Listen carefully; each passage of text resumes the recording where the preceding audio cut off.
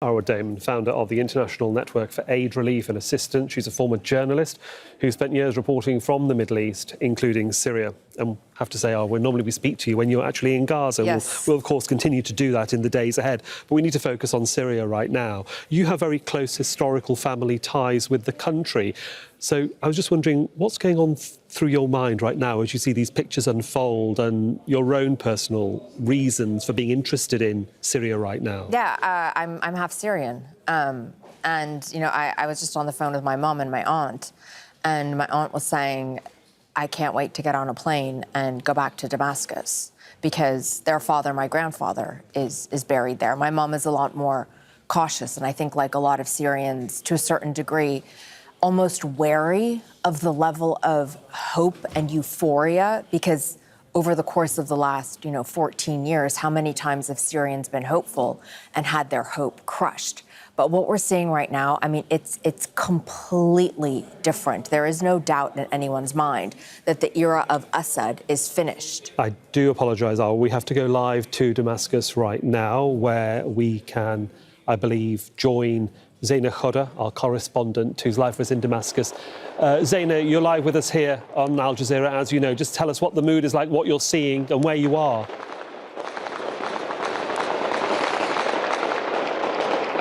Well, I'm sure you can hear the sound of gunfire, celebratory gunfire. We are very close to the Umayyad Square. This is in the center of the capital. We are also at what used to be the Syrian state television and radio. This was the Syrian state TV. It is now under the control of opposition. Opposition fighters have arrived from the south of the country and from the north of the country, and they have met here in the capital. It was from the studios of this building where the opposition, and I'm sorry that I'm using my phone, but we've had major technical issues today, as you can imagine. This is from where the Syrian opposition declared Damascus has fallen, and at the end of Bashar al-Assad's rule. We've been driving around the city. There's not much traffic in the streets. Shops are closed. People are still a bit concerned and worried about what will come next. But those who are in the streets are celebrating, and they're saying that this is a new day. Many of the people are not from Damascus. We saw them head to the People's Palace. It's known as the People's Palace. That's where Bashar al-Assad used to receive foreign dignitaries and guests. That was one of the first places that the rebels went to, because they feel that this is a palace that belongs to them, and that this country does not belong to President Bashar al-Assad and his regime. So people are really waking up to a new Syria, a very different Syria. And what they're telling us is that we've been speaking to some of the opposition fighters here. They're saying that the plan is for an orderly transition, and that's why they are protecting state institutions. They don't want the state to collapse. Some of them have told me that we don't want to make the mistakes of the past, like what happened in Libya or like what happened in Iraq. We want a smooth, gradual and orderly transition of power. As we made our way to Damascus, I can also tell you that we saw mothers searching for their sons who were in regime-run prisons and detention centers. They were filled with joy knowing that their sons were still alive, because as the rebels made their way to Damascus, from Hama to Homs, even from the south to Damascus, they liberated really thousands of prisoners who were languishing in jails without trial, without charge, and some of these parents don't even know whether or not their sons and daughters are still alive. Among the prisons that the rebels managed to reach was the Zeina prison, which is known as a human slaughterhouse where thousands of people have been killed. So there's really this city really is filled with emotions. It's not just about a new beginning. It is also about dealing with the past, because people here say that when they took to the streets, what they wanted was for a peaceful change.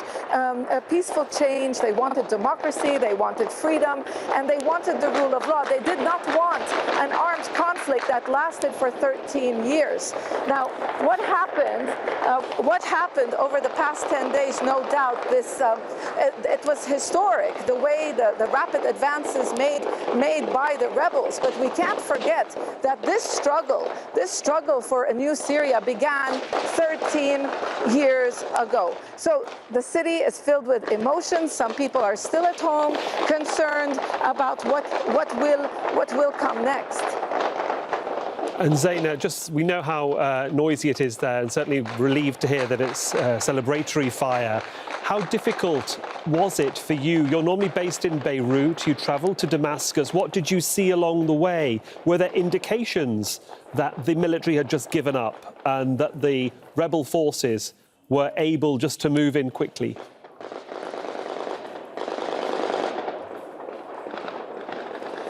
Well, yes, we crossed into Syria from the Masna border.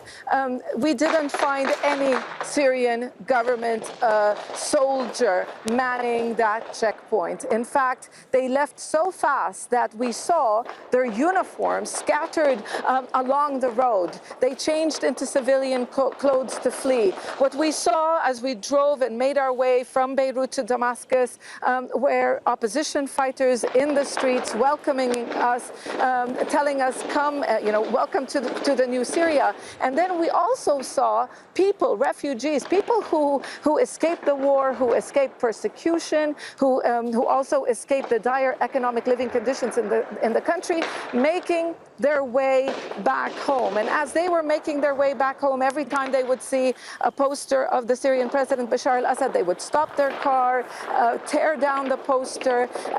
They too, were filled with emotion. Some of them haven't been back home in years, and many of them never thought that they will be able to return home, because even though there's been so much talk about refugee returns, these people, in one way or another, took part in opposition activities.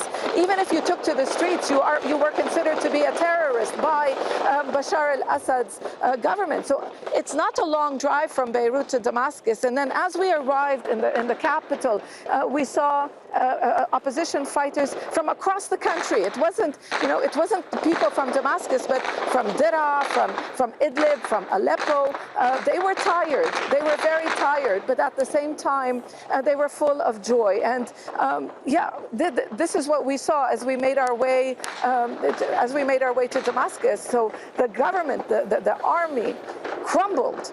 They did not put up a fight, and we saw that not just in Damascus. We saw that in Aleppo, in Hama. There were clashes for a few days, but they did not put up a fierce fight.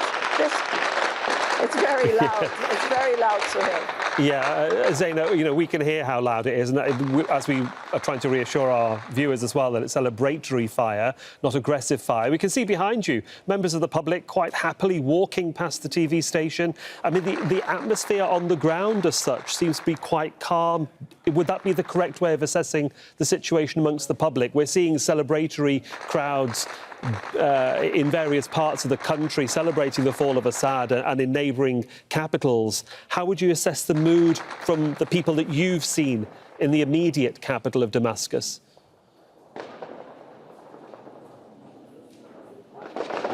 Yes, the people we have met are happy. Whenever they see a camera or a journalist, they come up to us and say, "Please, we want to express our feelings. Please, film us as we celebrate, as we chant." And they were holding the Syrian opposition flag. This is the flag that we've been seeing as we made our way here.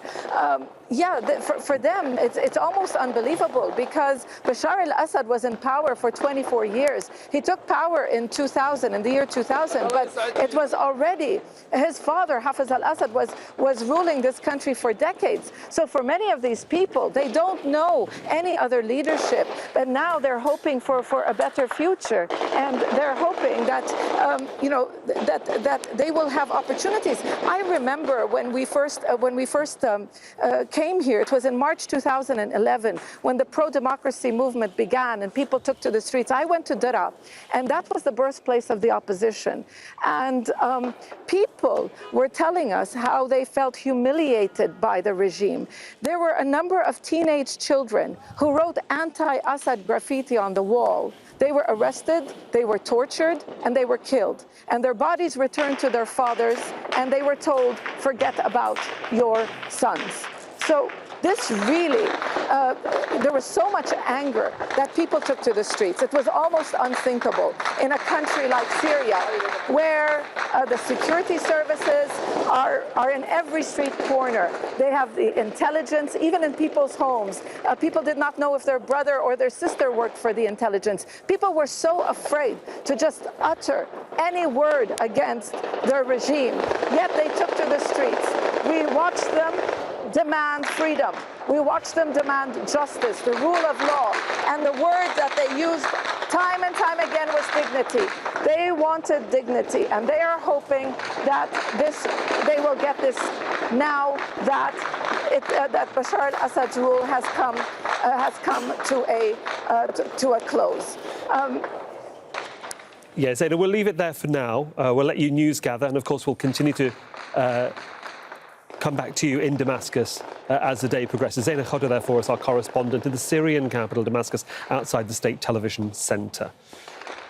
Let's return now to our studio guest, Arwa Damon, who I had to interrupt That's okay. at the beginning of our interview. I completely understand. You totally I know get what's what it's going like. on. Yeah.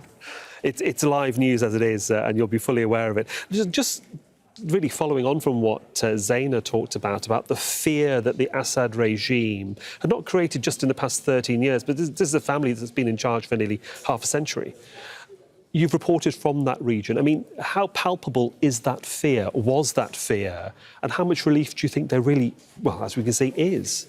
Let me give you an example of how palpable and real the fear is. Even people, when they left Syria and were ostensibly in a safe country, were still afraid in many cases to actually publicly speak out about the Assad regime. The fear of the regime, the fear of detention, the fear of what happened inside this dark and ominous prison system, the fear of just disappearing was so real it permeated every single person's fiber of being, which is why when this all started in 2011, it was so mind-blowingly courageous, because people literally went out at the cost of their own life. And we know that tens of thousands of people have disappeared into Assad's prison systems. I mean, looking back at everything over the last, 14 years, and I covered Syria from the very start.